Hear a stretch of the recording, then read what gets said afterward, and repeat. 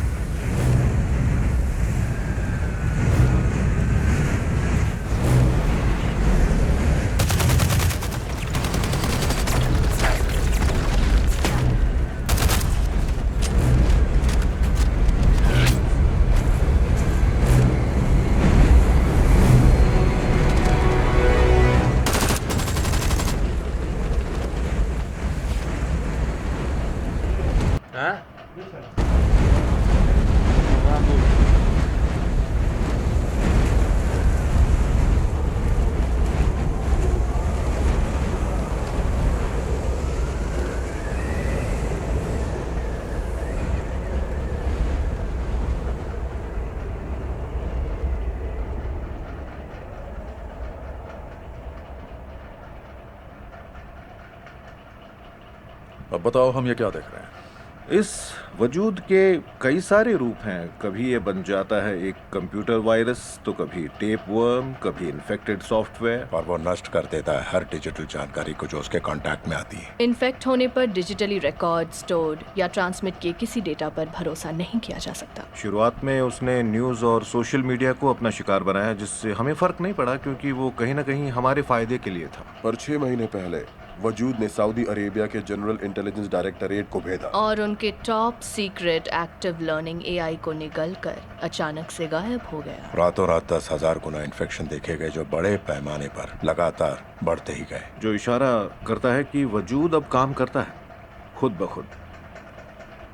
तुम ये करें तो उसने हमारे satellite telecommunication, federal reserve, stock market और नेशनल पावर ग्रिड में घुसपैठ की है। FAA, नासा और हमारी मिलिट्री की तीनों टुकड़ियों में भी। और सिर्फ हम ही नहीं, उसने वर्ल्ड और यूरोपियन सेंट्रल बैंक्स में भी घुसपैठ की। उसने रशिया, इंडिया, इजराइल, ऑस्ट्रेलेशिया और यूरोप भर के बड़े बड़े डिफेंस, फाइनेंस और इंफ्रास्ट्रक्चर सिस्टम्स के साथ छेड़छाड़ की। और उन्होंने इन सिस्टम्स के साथ किया क्या एग्जैक्टली? कुछ नहीं। कुछ नहीं। वो आया और गया, जानबूझकर ऐसी जगह पर अपने फिंगरप्रिंट्स छोड़े जहां से वो आसानी से मिल सके। उसने अपना मकसद साफ बता दिया है। मैं लौट कर आऊंगा। उसका जो कोई भी मकसद है उसे रोकने के लिए हम सक्षम नहीं है। अब उसकी पूरी ताकत सिर्फ और सिर्फ एक ही जगह लगी हुई है, जो है दुनिया के इंटेलिजेंस नेटवर्क। जिससे बड़े बड़े राज खुलेंगे।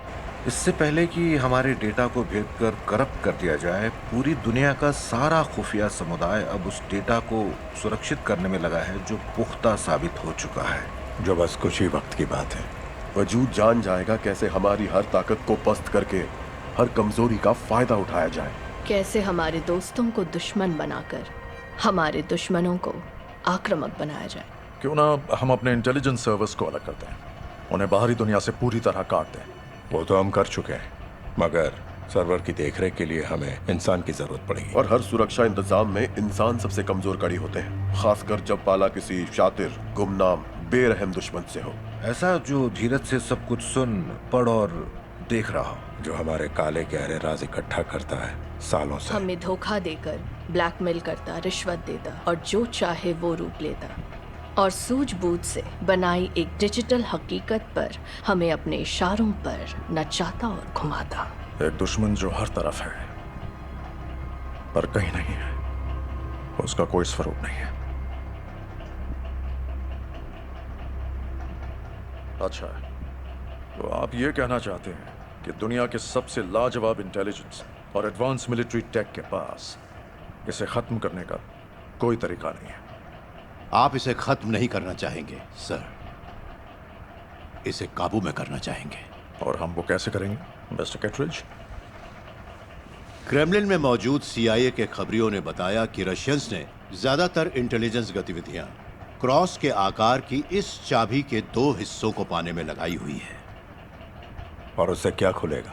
कुछ कह नहीं सकते, पर रशियंस का मानना है कि उससे उसके रहस्यमय वजूद को खत्म किया जा सकता है, जबकि सच कहूं तो वो उसे काबू करना चाहते हैं, फायदा उठाना चाहते हैं। वाकई आपको लगता है किटरेज? जरूरी यह है कि बाकी दुनिया भी यही मानकर चले। जापान, इंडिया, जर्मनी और ब्रिटिशर्स यही मानते रहे और फिर भी किसी ने, यहां तक कि हमारे करीबी साथियों ने भी अब तक इस बारे में हमसे एक शब्द तक नहीं कहा, जिससे जाहिर है कि दुनिया भर में होड़ लगी है इस चाबी के दोनों हिस्सों को पाने की। हर देश अपना मतलब साध रहा है और वो इसे खत्म नहीं करना चाहता सर, इसे हथियार बनाना चाहता है। और ऐसा वो इसलिए करना चाहते हैं ताकि सारी दुनिया में वो अपना दबदबा कायम कर सकें। इस चाबी को सबसे पहले कैसे ढूंढे? हम जानते हैं कि ये खरीदार मिडिल ईस्ट से गुजर कर कहीं जाने वाला है अगले 72 घंटों के अंदर। हमें लगता है कि उसके पास चाबी का एक हिस्सा पहले से है। तुम्हें लगता है? फिलहाल ये भी कहा जा सकता है कि वो हिस्सा जाली हो। तो पता कैसे लगाया जाए? चाबी का एक हिस्सा असली है, ये सिर्फ एक ही बात से साबित हो सकता है, वो है उसके दूसरे हिस्से का असली होना। उन दोनों से मिलकर ही पूरी चाबी बनेगी और वो होगी हमारी असली चाबी। अब इसे ढूंढा कैसे